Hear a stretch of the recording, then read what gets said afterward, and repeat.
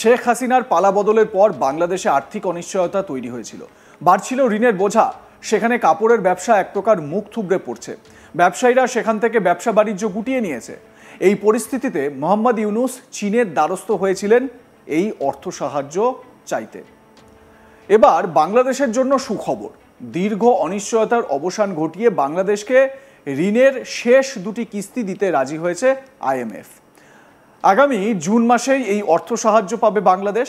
2023 সালের জানুয়ারিতে আইএমএফ বাংলাদেশের জন্য 3 বছরের ঋণ কর্মসূচি অনুমোদন করে, যার আওতায় এখনো পর্যন্ত দুটি কিস্তি ছাড় হয়েছে।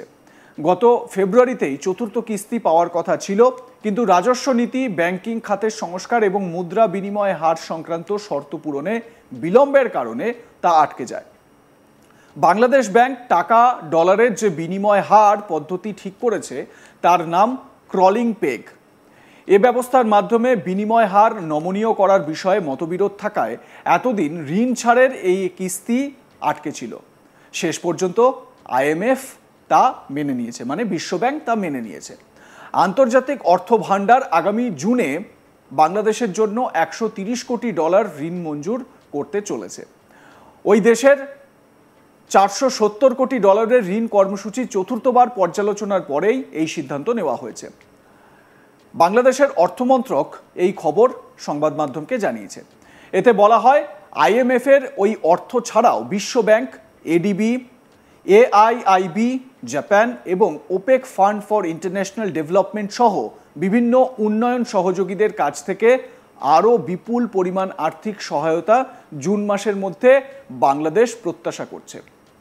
উন্নয়ন সহযোগীদের কাছ থেকে এ অর্থ প্রাপ্তির ফলে দেশের বৈদেশিক মুদ্রার রিজার্ভ আরও শক্তিশালী হবে, যা মুদ্রার বিনিময় হারের স্থিতিশীলতা বজায় রাখতে সহায়ক হবে।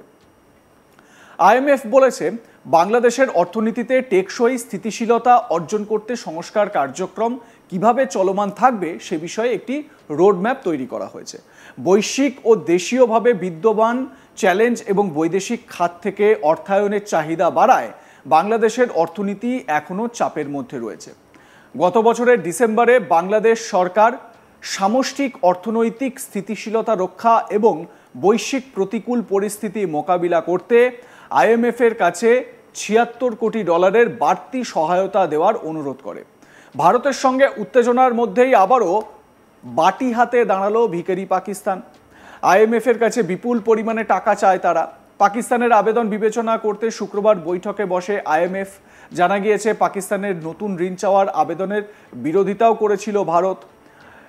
এবারে বলা হচ্ছে যে এই $1 বিলিয়ন ঋণ আইএমএফ পাকিস্তানকে দিয়েছে, মানে টাকা দেওয়া হয়েছে, কিন্তু আসলে পাকিস্তান আইএমএফ থেকে মোট 2.4 বিলিয়ন মানে প্রায় 20,000 কোটি টাকার মতন সাহায্য পেয়েছে। অনুমোদিত জলবায়ু স্থিতিস্থাপক ঋণের মধ্যে অতিরিক্ত $1.4 বিলিয়ন অন্তর্ভুক্ত হয়েছে। মানে আগের $1 বিলিয়ন, তারপর আবার এই জলবায়ু বা ক্লাইমেট নিয়ে যে তারা যুদ্ধ করবে বা ক্লাইমেট চেঞ্জ রোখার জন্য যে ব্যবস্থা নেবে তার জন্য $1.4 বিলিয়ন, মানে মোট 20,000 কোটি টাকা।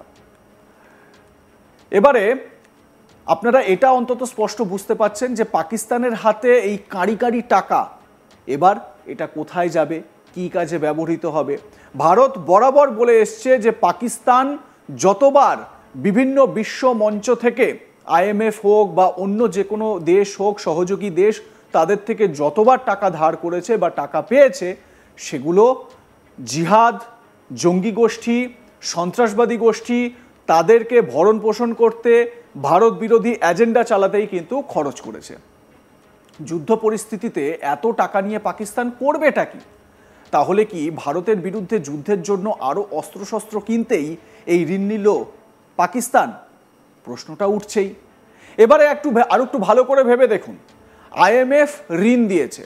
এই আইএমএফে সব থেকে বড় অংশীদারকে আমেরিকা।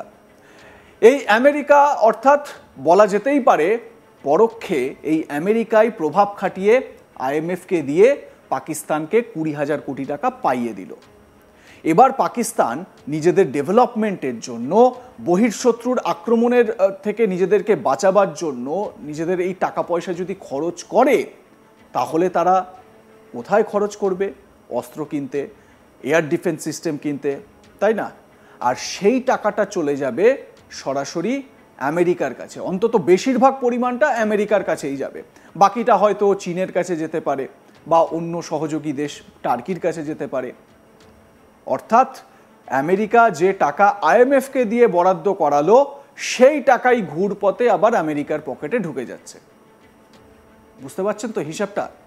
জলবায়ু পরিবর্তন কর্মসূচির অধীনে ইসলামাবাদ ঋণের জন্য আবেদন জানিয়েছে। সেই আবেদনের বিষয়ে সিদ্ধান্ত নেবে আইএমএফ এর বোর্ড। পাশাপাশি পাকিস্তানকে আগেই দেওয়া $7 বিলিয়ন বেল আউট প্যাকেজের পর্যালোচনাও করবে বলে জানা গিয়েছে। সন্ত্রাসবাদী কার্যকলাপের ফান্ডিংয়ে প্রতিবেশী দেশটির ভূমিকা নিয়ে গুরুতর উদ্বেগ থাকায় পাকিস্তানকে আর্থিক সহায়তা প্রদানের তীব্র বিরোধিতা করেছে ভারত। এবারে আপনাদের কয়েকটা দিন পিছিয়ে নিয়ে যাই। মোহাম্মদ ইউনুস বাংলাদেশের অর্থনীতি উন্নত করতে চট্টগ্রাম বন্দর নিয়ে বড় ঘোষণা করেছেন এবং এই চট্টগ্রাম বন্দর নিয়ে তিনি বিশ্বের যারা এই বন্দর এক্সপার্ট বা পোর্ট যারা এক্সপার্ট তাদের কাছে দরবার করার কথাও বলেছেন। কি বার্তা দিয়েছেন মোহাম্মদ ইউনুস শোনাবো। এবার যখন সুযোগ পেলাম, প্রথম দিন থেকেই চেষ্টা করছি যে এটার দিকে নজর দেওয়া, এটা কিভাবে এটা পরিবর্তন করা যায়। তার জন্য প্রথম দায়িত্ব দিলাম লুৎফে সিদ্দিকীকে, যেটা তোমার দায়িত্ব, যেমনি পারো মারিয়ে ধরে যাই করে পারো এটাকে সোজা করতে হবে, এটাকে একটা সত্যিকার বন্দর হিসেবে তৈরি করতে হবে। আমরা খুব ইমপ্রেসড যে যেগুলো ছবি দেখালো, ভালো লাগে, গর্ব লাগে যে এটা করে। কিন্তু দুনিয়া তো এখানে আটকে নাই, দুনিয়ার থেকে বহু দূর চলে গেছে। দেখার সময় মনে হলো যে এটাকে স্প্লিট স্ক্রিন হলে ভালো হতো।